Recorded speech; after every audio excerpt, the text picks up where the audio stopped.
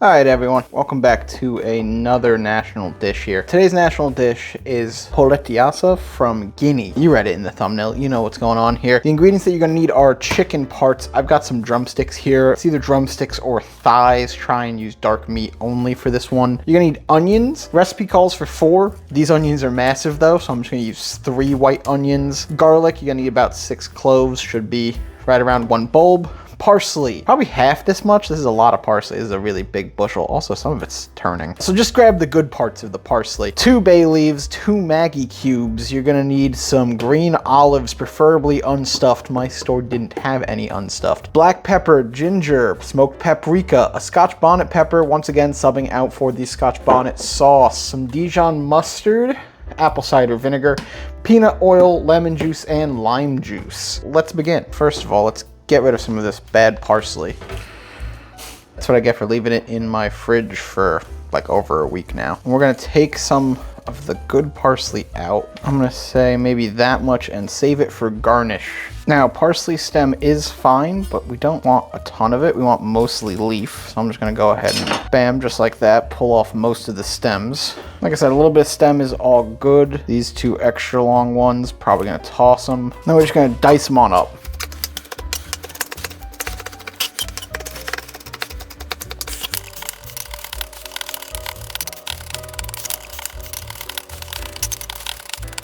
And once you get a good dice on it, just go ahead and toss it on into a big bag or big bowl, doesn't matter. Your call, this is a marinade that we're making here. If you clicked on this video thinking you're gonna get to eat this tonight, you are sadly mistaken. This has to be made basically 24 hours in advance. You're gonna end up just like me right now, where I was like, oh, what do I want for dinner? Maybe I'll make another national dish. Maybe that's what I'll eat for dinner. Now here I am, definitely not eating that for dinner, which is really annoying because all that it means is that once I'm done cooking this, you know, well, not really cooking, once I'm done making this, I get to then figure out dinner as well. But hey, at least dinner tomorrow's done, you know? Now you're gonna take your garlic and give it a fine mince as well.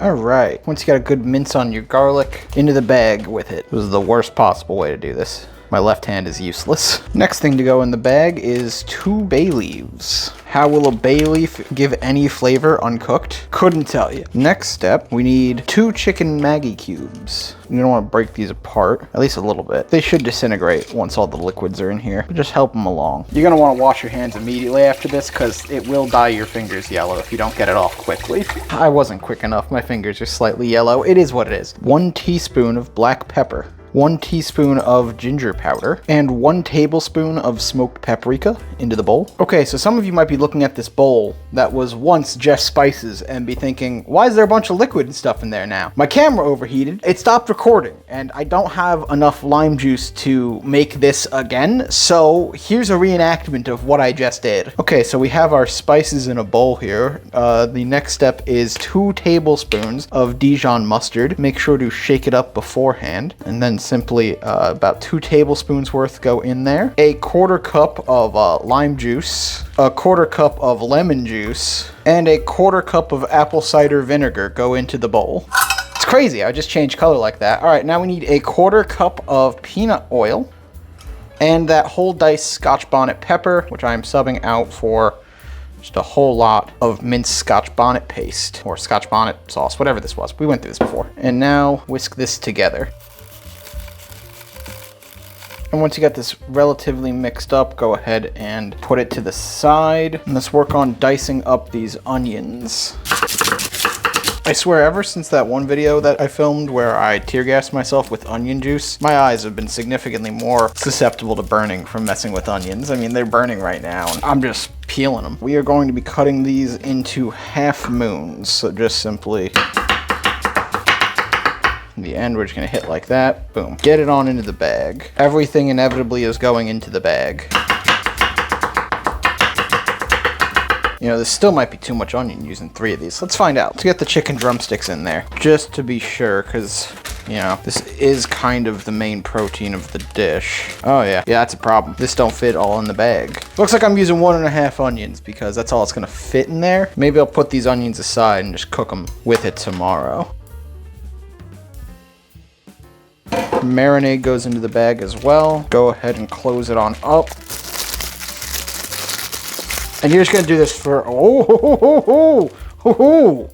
that's not safe. That could have been bad. All right, maybe we pull some of this chicken out and then massage and then add it back in, because this is too much stuff in here right now. We're learning on the fly, all right? Because all that parsley's in the bottom of the bag. Once you got it nice and mixed, get the rest of the chicken in there and mix it some more. And now, since this whole bag is covered in raw chicken juice, every single time that you touch it, you're gonna wanna wash your hands after. I'm just gonna rinse it off for now. And this needs to sit in your fridge for at least 8 hours, preferably overnight. Rotate it a couple times throughout the evening, you know? But other than that, I'll see you guys tomorrow. I'm gonna chop the rest of these onions, put it aside, and I'll cook it in there too, because they're supposed to be cooked with this. They're just not gonna get to marinate, I guess. It is what it is. See you tomorrow. Ah, that was really hot. Okay, it's the next day. What we need to do now is get a pan going, get some peanut oil in there, and we're gonna go into our bag here with the marinated chicken, and we're just gonna pull it out and start grilling it up.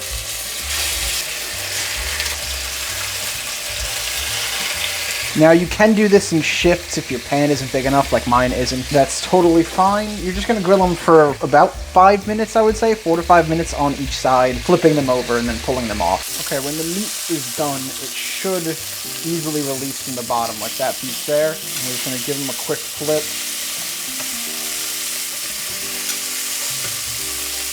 That one's not done. I feel like this one should be done. Yeah, it is. There we go. You don't want to lid it because you don't want to cook it all the way through too much, but also it's splatting everywhere. I'm lidding it halfway. I'm giving it a slight lid and just turning down the temperature to compensate. Once you get your meat nice and browned on every side, or at least a little browned on each side. Once you're satisfied with your brownage, go ahead and pull all your meat off. Check out how much oil you have in there. It might be a little bit too much. Yeah, I'm gonna call that too much oil. Okay, this is too much brown bits on the bottom, in my opinion. Some call this fond, I call this burnt on bullshit, and I don't really have another pan to use, so.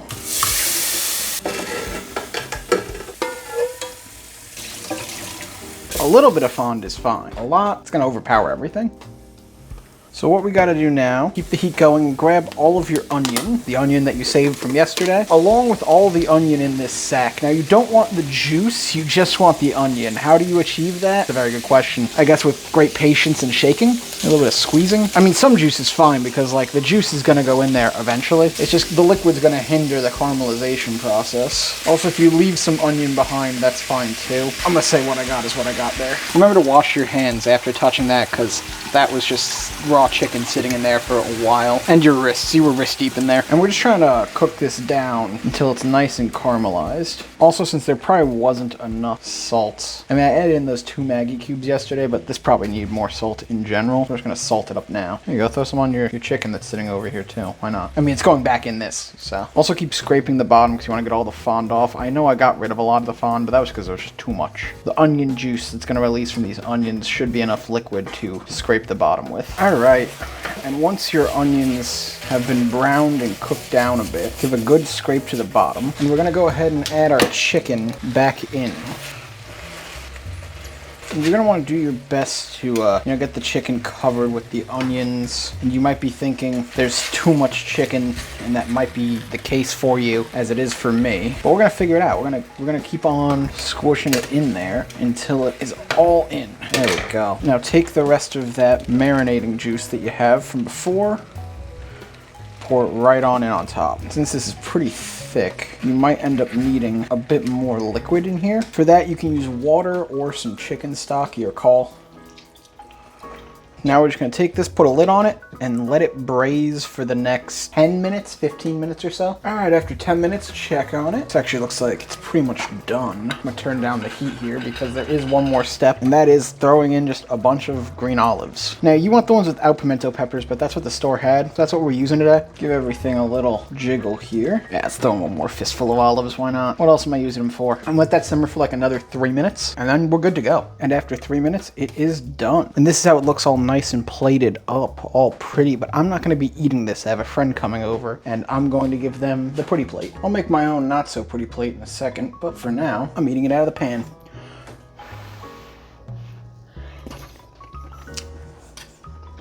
So this might be the best dish to come out of Africa. Got a little bit of heat, kind of tart, actually well seasoned thanks to being marinated overnight. Grab a piece along with the onions. Oh, that's gonna burn me. Wow, those are delicious onions. What do the olives taste like in here? It's a nice salty, briny pop. I think this is the best dish out of Africa so far. I might be forgetting something. Well, Southern Africa, not the Middle East part of Africa. I'm gonna say not up there, but everything else in Africa, this might be the best one so far. Other than that though, go ahead and drop a like on this video, and I'm gonna just go ahead and enjoy this. It was delicious.